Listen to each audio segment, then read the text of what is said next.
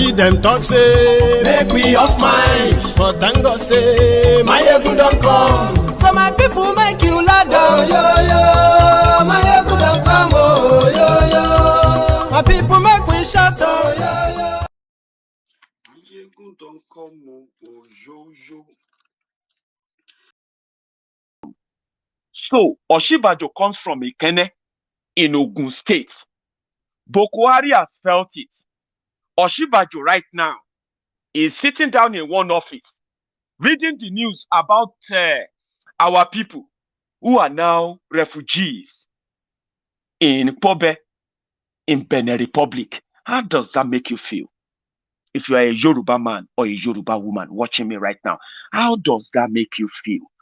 That we now have our own blood, our own flesh and blood, brothers and sisters, mamas and papas, children, we now have them stuck in refugee camps in Benin Republic. They have committed no crime. Oh. They have done nothing. Oh. They have done nothing wrong. Oh. It was because those who claim to be the political leaders, religious leaders, opinion molders, economic movers from Yoruba land, they told them that they will be safe if they are part of Nigeria. Now they are part of Nigeria, their life is becoming misery. The news they have been reading about people turning to refugee in northern Nigeria is now coming home, very close to home right now. How does that make you feel? Because they didn't do anything. Those who are to keep them safe are the people who are driving in those bulletproof vehicles with police escorts. Those who you are seeing on your TV making statements, decisions on their behalf, telling them that they are safer in Nigeria when they know that they are not. So don't blame them. Blame yourself too for believing in those charlatans, those career criminals, those opportunists, those pickpockets, those rent seekers, those scroungers who are parading themselves, speaking on behalf of Yoruba, but they are speaking for themselves, not for Yoruba. For how long, by the way? It is real. Children, women, aged citizens chased away from their own communities in Ogun State, and they have sworn never to return to Nigeria again.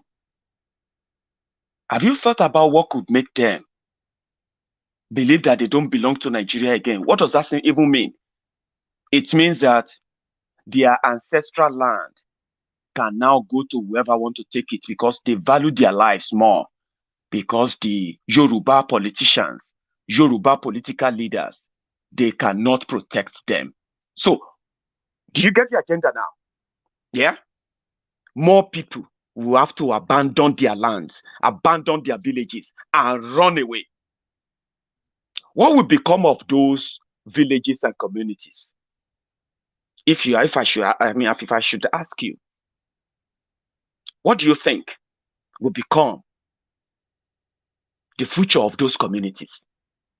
And if somebody says one day, if care is not taken, it is either Yoruba will be reduced to nothing,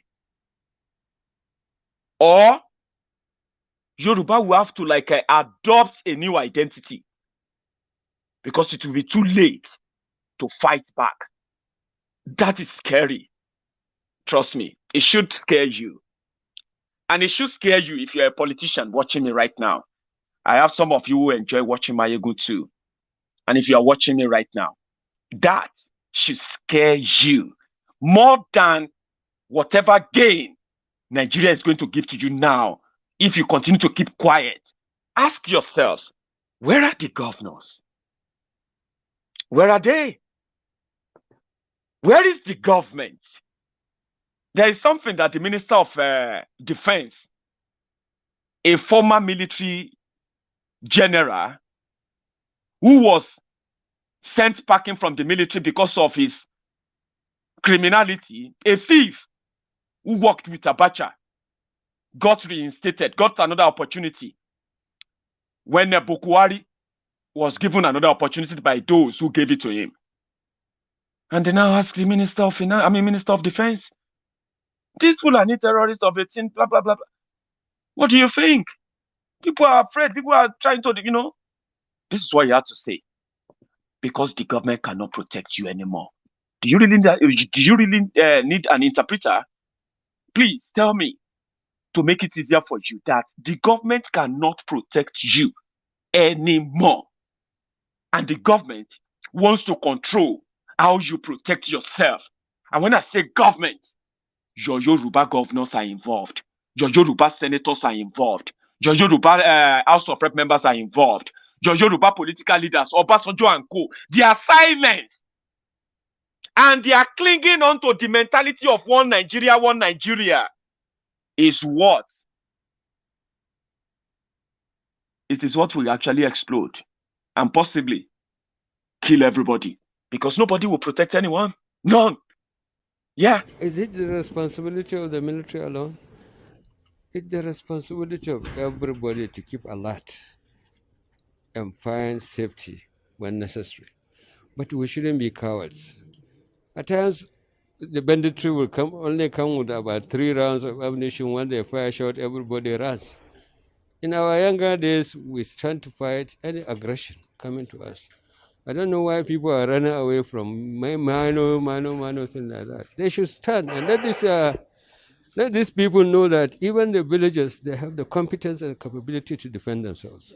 But our own duty is to ensure no Nigerian is hurt, and we're capable of protecting the integrity of this nation.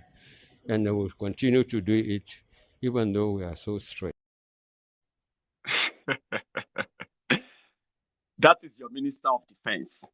Nigeria Minister of Defense. They call him Magashi or something. Do I have to add anything? Listen to what Fayose added. When the head is sick, the body will be sick. The president, the leadership of the country, the people that matters in this country should speak up.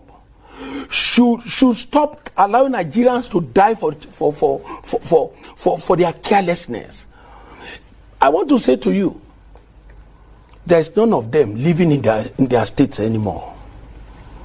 None of them live. I've seen a old senator, a old House of Rep, who says majority of our local governments has been taken over by Boko Haram. Most of us, we live in Abuja. That is the gospel truth.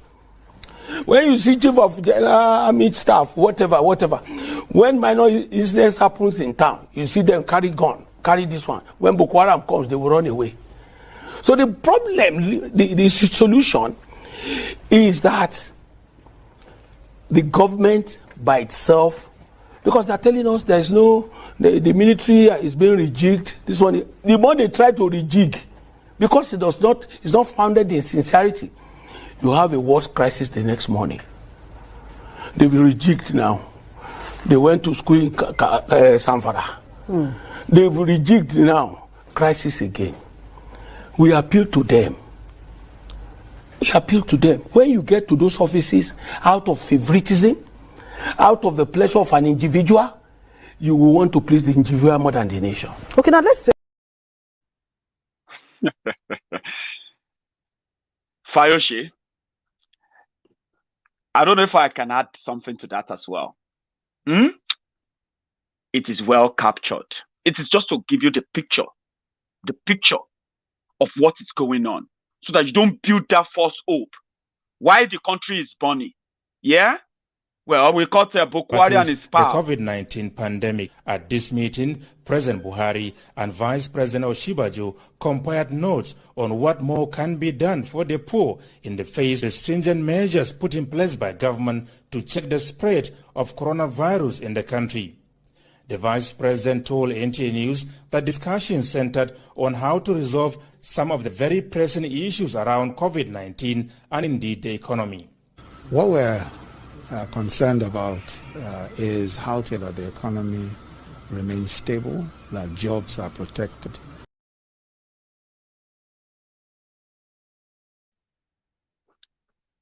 Do you hear the guy, man? Eh? Do you hear the guy, man? Somebody is asking that what stops us from farming. Now una gone. They try stop us from farming. We have people who can grow food, who are actually growing food in Yoruba land, okay? But the problem is that our politicians allowed your terrorist brothers from the Sahel to invade our farms. And they are now invading our farms, destroying our farms, chasing our farmers away. The government can protect them. The military can protect them. The police can protect them. And their killers are not arrested. Now that we are trying to fight back, you are you are threatening us with food war. It's not because we can't grow our own food. We want to go to the farm. Mojisola wants to go to the farm. She wants to grow her own food. But when she starts the farm, when the farm is about to be harvested, you will bring your cows. Your cows will destroy the entire farm. If Mojisola is not careful, your people will rape her and they will kill her. That is why Mojisola is afraid to go back to the farm. Does that make any sense to you, Aruna? Or Shekau, whatever your name is? Because I actually got that comment there. That why are we not going into the farm? Tell yourselves the truth. We want to go to the farms. Look at all the communities who are now refugees in Benin Republic. These are farming communities. These are communities where all of them, all they know in all their lives is farming, growing food. But we have terrorists from the Sahel, from Niger, from everywhere, that all of you are claiming to be your brothers. And you are now blackmailing us to accept them, accept killers. We say no. So you send them to destroy our farms, Abi, so that you can use food to threaten us. You see, the people that will be the casualty of all of this, they will be the political leaders in Yoruba land. We are going to channel our energy, serious energy, towards all the political leaders in Yoruba land. We have to know their name one by one, and we have to blacklist them, all of them, except any of them that comes out clean, openly, to support the self-sufficiency of Yoruba land, the self-determination of Yoruba land, and the protection of Yoruba people. You see all these people playing games and all of that with one Nigerian nonsense, eh? What they are playing with is fire. The fire they are playing with, it will consume them, and it will consume their friends that they are trying to protect. Take that from me. It is spontaneous. People will react, okay? It is expected, and we have to channel our energy to let our people know that the real enemy here is the political class in Yoruba land, who continue to play politics with people's lives, continue to tell our people to undermine and underreport the threats that our people are facing in Nigeria, okay? So that's what we're going to do. We are going to make sure that all the political leaders in Yoruba land, starting from Tifnumbu, going to Obasanjo, going to all of them that we know, they will be discredited and targeted and completely disarmed in a way that they will no longer have that right to speak for Yoruba again until they come out and stop this political correctness. Nigeria is not safe for Yoruba. Stop telling them there is, it's not that bad. It is worse. And the mindset of those you want to force them to continue to live with, their mindset is to even kill you. Those of you they see as your leader, as the leaders of the Yorubas. So we will do that. Educate our people. Let them know that our enemy are not the Fulanis. Our own, the people who are actually going to endanger our lives are not the Igbos. The Igbos have no role to play in what is about to befall us. The Fulanis, they have no role to play in what is about to befall us. Those who are in charge of what is about to happen to Yoruba land, they are the Yoruba governors, Yoruba deputy governors, Yoruba commissioners, Yoruba ministers, Yoruba vice presidents, Yoruba this, Yoruba that. They are the real enemy, because you know what? They are quiet now. They want to watch us killed. They want to watch us turn to refugees. Watch our people killed, our children maimed, killed, our villages destroyed, so that they can use it to renegotiate their deal with Nigeria. So therefore, we will face them. Take that from me from today. That will be the what do you call it? Because we will not let this happen for a Yoruba man to pay Fulani terrorists for peace on his own land like this. See, this is 1 million naira. You agree? You agree? 500. Everybody knows that. Take. Who am I giving? 1 million.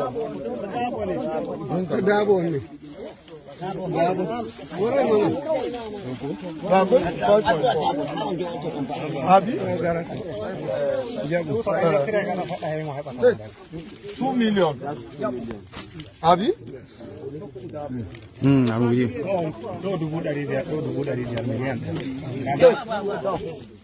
3 million.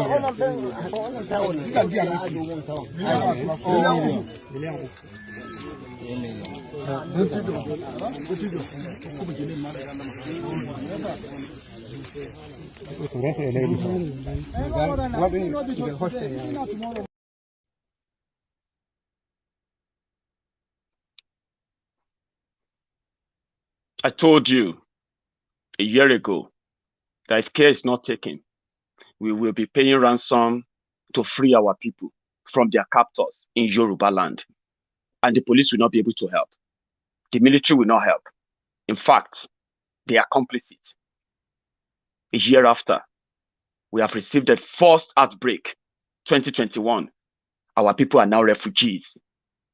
Those who are currently operating across Yoruba land on different businesses in Yoruba land, they will tell you what it is like to travel down Yoruba land now, travel the cities, travel the state, travel the highway. They have taken over our highway. Lagos-Ibadan Expressway is going to turn to Kaduna-Abuja Expressway very soon. It's going to turn to Damboa Road very soon, where terrorists controls the highway. Then all of you will start using the train from Lagos to Ibadan, from Ibadan to Osogbo. Yeah? And that is what the control is all about. Limiting your option, making you adapt to a terrible situation while the politicians continue to give flowery speeches about how they are trying. What the hell is that? I got this from the past. They say, let's go to the past and just, you know what I'm talking about? See where it all began. I got this. I got 2 videos I want to share with you. The first one is the campaign put together by people who thought they were smart, campaigning for change in 2015. Those who produced this video, or so many of you who got swindled by this video, this is just a flashback to remind you, how did we get here? This is how. You have just received news that your neighbor's children have been kidnapped. The kidnappers have threatened that their next targets are your kids and you. In your hands, you hold the power to decide who will protect you. Will you choose a man who was dancing the day after 276 girls were kidnapped until date have not been found? A man who has absolutely no idea of what to do about the problem? Wouldn't you rather choose a man who has faced even bigger problems and fixed them immediately, once and for all? Make no mistake, the enemies are relentless. Vote for the man who can protect you and your children. Vote for change.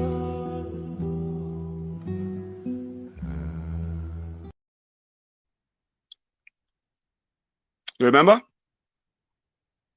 That was like decades ago, Abby. No. It was 6 years ago. 6 years ago.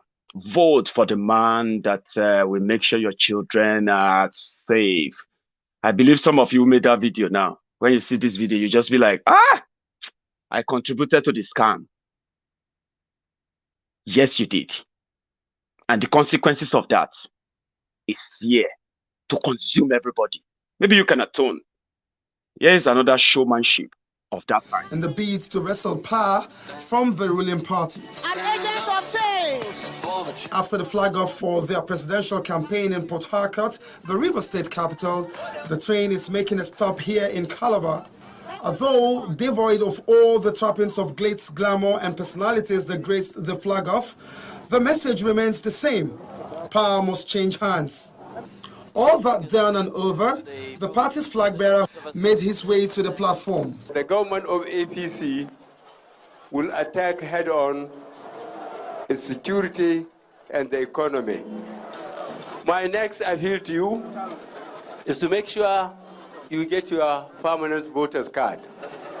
And you make sure on the election day, come rain, come sunshine, try and put up with any extortion or problem put before you. Go and vote and make sure your vote counts. From Calabar, the campaign train of General Buhari moved on to the oil-rich city of Warri in Delta State. Do you want change in Delta State? We want to thank you, we want to appreciate you, and we ask you to stand firm as soldiers of change. In Edo State, we did it. And I know in Delta State, you will do it even better. Here, the presidential flag bearer promised that his administration will apply the party's manifesto to the polity if elected at the 2015 polls.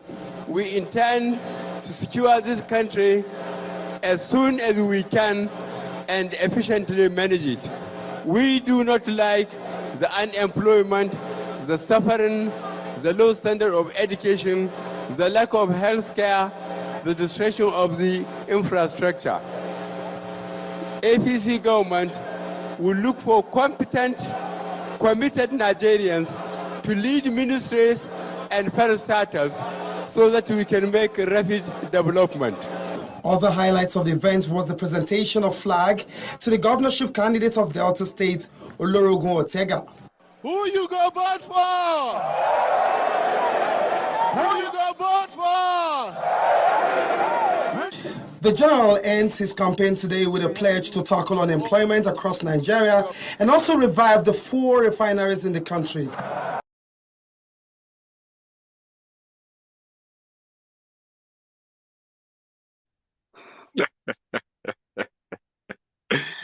Oh, it's nostalgic, eh? That's some history there. 6 years after, nobody even see Buhari again. Oshibajo is now... Oh, man. So it all ended up... We will work with you to build a Nigeria that is not corrupt. I bring you a message of hope.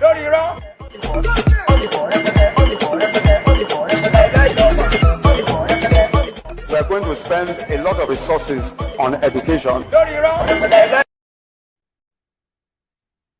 Luriro, you know it, I know it, and we all do. Today, you can't find them. They are nowhere to be found. And we are, I caught up with this again. I want to share with you.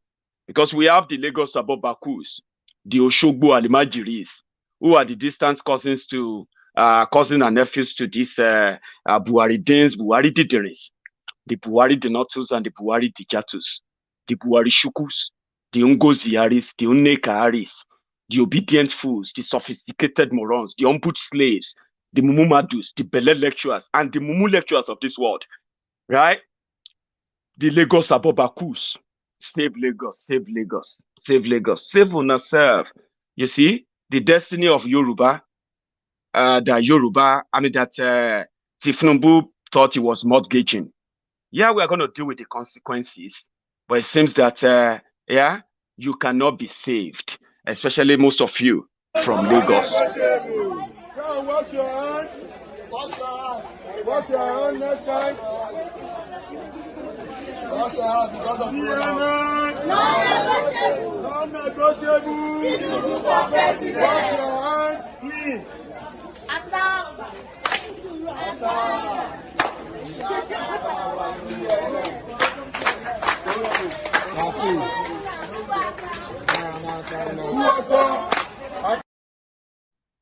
Those are the Lagos. You see, that is the product of Lagos State. If you are from Lagos State and you feel somehow, tell yourself the truth. That is your own dividend of democracy in Lagos State. Lagos State made over 500 billion naira from internally generated revenue in 2020. Oyo State made 46 billion. We can see what Sheyi is doing with his 46 billion. What is Sanwo-Igbo doing with his own 500 billion? Sheyi, that's how I actually pity that one. Sheyi did so much in reviving agriculture in Oyo State. He revived so many farm settlements of the old western region in Oyo State. He revived them. He didn't just revive them. He went on a tour where he took his team to go and understudy another bigger farm in another African country next to Oyo State. He came back. He realized that reviving agriculture in Oyo State, we must make it a culture.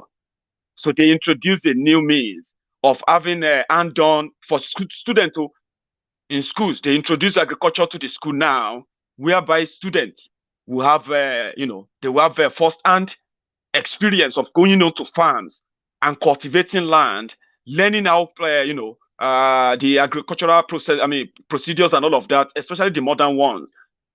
That is something that is called the homegrown. He is doing that only for Seyi Makinde to start speaking by when Fulani terrorists are now threatening that investment in Oyo State. Agriculture that Seyi invested in with the little money he made, revenue degenerated. This is something that should be able to feed the entire Oyo people and feed the entire Southwest if more investment is made. But imagine if Lagos State government invested 50 billion, just invest 50 billion in agriculture, find a partner state in Yoruba land, build land and provide security. But according to them, there's nothing they want to protect other than their own big high-rise buildings, properties, the multi-billion properties that they have used your stolen money to acquire. Since Fulani terrorists will not come there and take over their house, they can kill everybody in the local communities. If you go to Ekpe right now, Fulani herdsmen are everywhere there. Go to Ijebu-Ode right now. You will see them there. Then you would expect that they should see the threat, the economic threat of these armed carrying criminals with their cows. But they didn't do anything. So that's why I feel worried for Seyi Makinde. He did well, especially his plan on agricultural improvements in Oyo State. He was doing so well. But the insecurity now, well, I don't know. I don't know how that's going to play out. There are farmers who have become victims of these attacks. So, that is that. However, I picked something up, which everybody has been talking about. It is our own vintage, legendary Omoyele Sowore, making a show of his last court appearance. And a show, it was. I want to share that moment with you before I go today. I actually I savored that moment. I was like, God damn it, man. I like that. But it's good. If you haven't seen this video of Sowore in court yesterday, maybe I should be the first one to share that with you. And if you have seen it, well, let's enjoy the moment together. It was quite a show.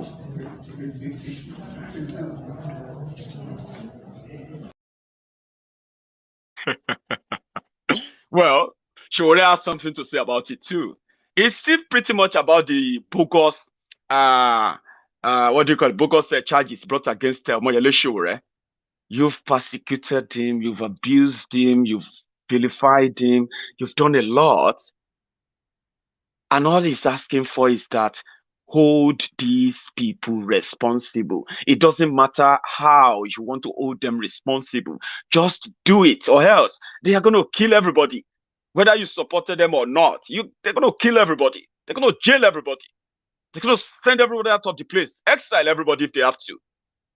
But you continue to vilify him, do that, but you continue to work stronger. He is my friend, and I love him so much. So this is what he had to say about the appearance in court yesterday, which was later postponed to May. 2 months away, the lawyers didn't show up because they had no case. But Sowore, vintage, he had this to say. If you look outside of here, can you see something that is red and white out there? Can you see it? Passport photo place. Would you call it a shrine? You're not aware. Yes. Every Nigerian can be represented in a court gallery, whether they are traditional priests, as you like to call them. And why would you call your own religion traditional when you call imported religions sophisticated or civilized? This is how we Africans undermine our own cultural beliefs and practices. So you see an African well-dressed in court expressing his religious rights and beliefs. You call him a herbalist. Is he wearing herbs on his head? Would you call somebody who's wearing a cassock a herbalist? Would you call somebody vintage Shure? He will never miss the opportunity to educate if he's asked. But somebody made more explanation about this. Don't take offense, okay? Life is a teacher. The more you live, the more you learn, okay? So don't take offense about what I'm about to share with you. It is just for educational purposes, to back Shure up. I know if Shure is watching, he's likely going to say, Maiyegun, because I picked this up to back him up. Watch North this. Africa, which is Israel, is separated by the Suez Canal and is not part of Africa. And this canal was dug a few days ago. Are you okay in your head? We are on the same platonic stone, Africa and Middle East. And God created a garden east of Eden. Therefore, Africa is Eden. We need to decolonize this Jesus story and throw away a white Jesus with his idols. I don't believe in a white movie star from Hollywood who is supposed to have come around and saved me from my sins. How can a white boy with blue eyes die for Africans when they cannot even share land with us? Show me one white man who has died for a black man. Show me one white man. 25 million people dead in the sea on their way to America for slavery. 15 million people dead in Congo. 25 plus 15, 40 million plus people dead. And all their blood means nothing except the blood of a white boy. If you are going to do theology, do it correctly. Do it correctly. And give me an option.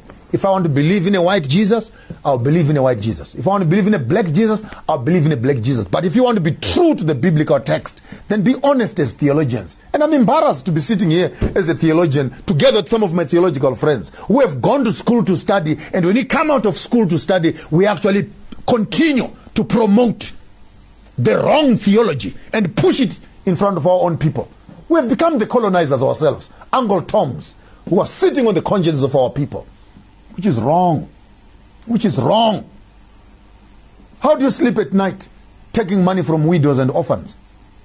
How do you sleep at night taking money from people who cannot afford food and bread because Jesus will bless them? For the past 15 years they've been giving their offerings to you and their lives have not changed. What is the problem?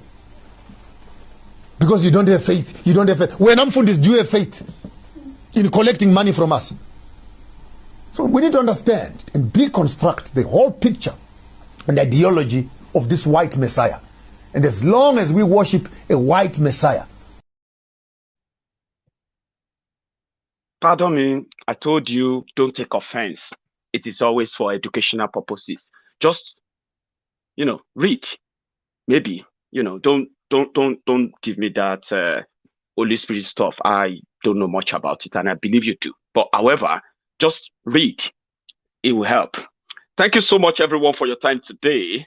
I have had a wonderful time with all of you this afternoon. I'm going to be back again later tonight, if time permits. If you have the time, you can join me on my YouTube channel. It's good to go there. The reason is because it is safer there, at least for now, okay, where my contents are guaranteed to still be there tomorrow. For Facebook, you can't guarantee anything on Facebook. It's, you can say it's a shithole place for now. However, wherever makes you comfortable, join me the next time if you can. But before we go, let's do praise and worship with this guy.